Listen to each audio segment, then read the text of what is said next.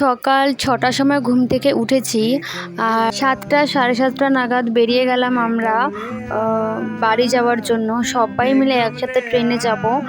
ঠাকুর নমস্কার করে এখন বেরিয়ে যাচ্ছি। অনেক সকালে উঠেছি ৬টার সময়। সবাই দেখো টোটোতে উঠে গেছি।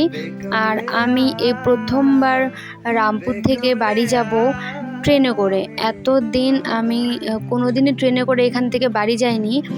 আজকে যাচ্ছি বাড়ি, তো আমি ভীষণই এক্সাইটেড, কারণ এখান থেকে ট্রেনে যাইনি। তো আমরা দেখো জোড়াই স্টেশনে চলে এলাম। এখান থেকে আমাদের ট্রেন, তো এই স্টেশন থেকে আমাদের এই ট্রেনটা তো আবার কোচবিহার ঢোকে না, নিউ কোচবিহার দিয়ে চলে যায়। সেজন্য আমাদের নিউ কোচবিহারই নামতে হবে। নিউ কোচবিহার থেকে আমাদের বাড়ি অনেকটা দূরে, তবুও আমরা নিউ কোচবিহারই নামবো, কারণ আমার দিদিরা সবাই আমরা একসাথে যাচ্ছি ট্রেনে করে। সবাই মিলে একসাথে কিন্তু ট্রেন জার্নি করতে ভীষণই ভালো লাগে।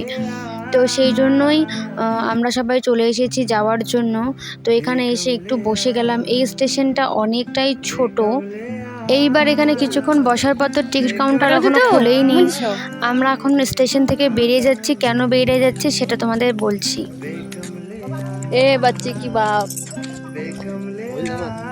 बच्चे की बाप আমরা এখান থেকে বেরিয়ে যাচ্ছি কারণ ট্রেন টাইম অনেকটাই লেট হয়ে গেছে। ওরা তো ফোনে দেখছেই।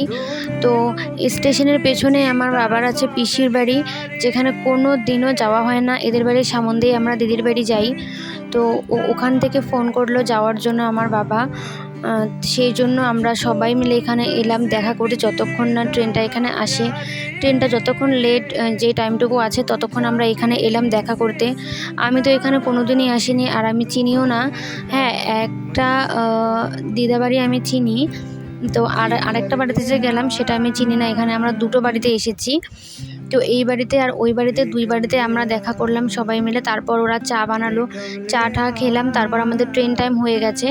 এইদিকে ওরা মিষ্টি পরোটা এসব নিয়ে এসেছে। তো খাওয়ার তো সময় ছিল না, সেই জন্য প্যাক করে দিয়ে দিয়েছে ট্রেনে খাওয়ার জন্য। তারপর ট্রেন টাইম তো আগেই দিয়েছিল, সেই জন্য আমরা চলে এলাম স্টেশনে। এবার এপার থেকে ওপারে এলাম। আসার পর আবার দেখলাম ট্রেনটা পিছিয়ে দিল। তো অনেকক্ষণ আমরা এখানে বসেছিলাম। ট্রেন 1 ঘন্টার মতো লেট। ততক্ষণ আমরা এখানে সবাই বসে গল্প করছিলাম, ফটো তুলছিলাম, রিলস বানাচ্ছিলাম। তো এগুলো এখানে করছিলাম বসে বসে। তারপর এই তো দেখো ট্রেন চলে এসেছে। এই ট্রেনটা কিন্তু সবসময়ই ফাঁকা থাকে। দিদিরা অনেক সময়ই, বেশিরভাগই রামপুরে যাওয়া আসা করে এই ট্রেনটাতে। কিন্তু আজকে আমরা যাচ্ছি আর আজকে এত ভিড় বলার মতো না।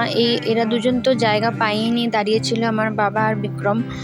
আর আমার ভাগ্নি তো উপরে উঠে বসে গেছে। তারপর বেশ কিছুক্ষণ পর একটা স্টেশন ছেড়ে যাওয়ার পর তারপর আমরা জায়গায় পেয়েছিলাম সবাই একসাথে। তারপর সবাই একসাথে বসে গেছি। আর এই দেখো জানলা দিয়ে না ভিউগুলো দেখতে আমার ভীষণ ভালো লাগে। আর ট্রেন জার্নি করতেও কিন্তু আমার অনেকটাই ভালো লাগে। এইটুকু রাস্তা গিয়ে না আমার একদমই পোষাচ্ছিল না। আমি বিক্রমকে বলছিলাম যে যদি একদিনের জার্নি করা যেত তাহলে আরও বেশি ভালো লাগতো। তারপর ওরা যে মিষ্টি আর পরোটাগুলো দিয়ে দিয়েছিল সেগুলোই আমরা এখানে খাচ্ছিলাম। আচ্ছা, তোমাদের কার কার ট্রেন জার্নি করতে ভালো লাগে একটু কমেন্ট করে জানিও তো। আমার তো ভীষণই ভালো লাগে। তারপর ভিউ দেখতে দেখতে আমরা চলে যাচ্ছি বাড়ির দিকে।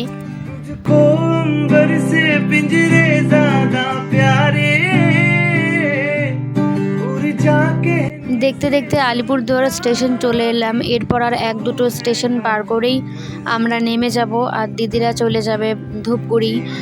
তো আমাদের বাড়ির থেকে অনেকটাই তাড়াতাড়ি পৌঁছে যায়, বাট দিদিদের বাড়ির থেকে অনেকটাই দূর। তো দিদিদের বললাম যে চল আমাদের সাথে, আজকের দিনটা আমাদের বাড়িতে থেকে তারপর বাড়ি যাস। কিন্তু ওরা নামলো না, ওরা বাড়ি চলে যাবে।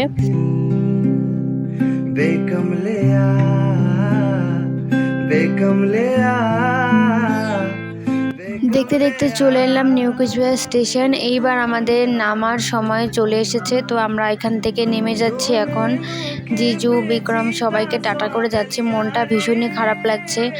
2-3 দিন ওদের সাথে একসাথে ছিলাম আর এখন আমরা নেমে যাচ্ছি আর ওরা চলে যাবে আমাদেরকে ছেড়ে। তো খারাপ লাগছিল অনেকটাই। তারপর এদিকে সবাইকে টাটা বাই বাই করে আমরা চলে যাচ্ছি। এখান থেকে আমাদের অটো ধরে, অটো বা টোটো যেটাই বলো, যেতে হবে একদম কোচবিহার। আমাদের বাড়ি যেখানে সেখানেই চলে যাব। ভাড়াটা একটু বেশি নেবে, কিন্তু ডাইরেক্ট আমরা বাড়ি চলে যাব। তো এখান থেকে আমরা টোটোতে উঠে গেছি। টোটো ধরে এখন আমরা চলে যাচ্ছি বাড়ি।